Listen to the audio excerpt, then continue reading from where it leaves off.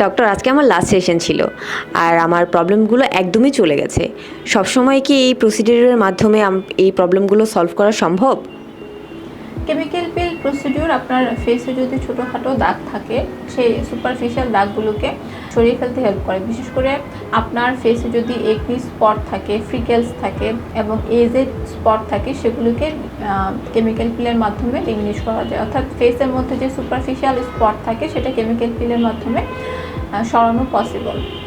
Chemical peeling এই স্পটগুলো সরানো ছাড়াও যেটা করে যে আপনার ফেসে যে ওপেন পোর্সগুলো থাকে সেগুলো মিনিমাইজ করতে হেল্প করে।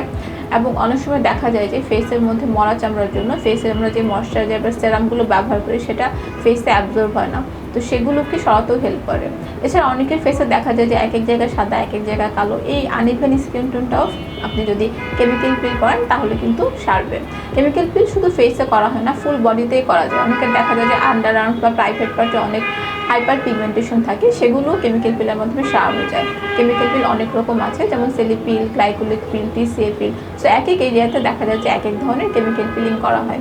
কেমিক্যাল পিল করার ক্ষেত্রে সবচেয়ে ভালো কেমিক্যাল পিল ব্যবহার করা এবং কেমিক্যাল পিল এক্সপার্ট হ্যান্ডেল করা খুবই ইম্পর্টেন্ট। ধন্যবাদ ডক্টর।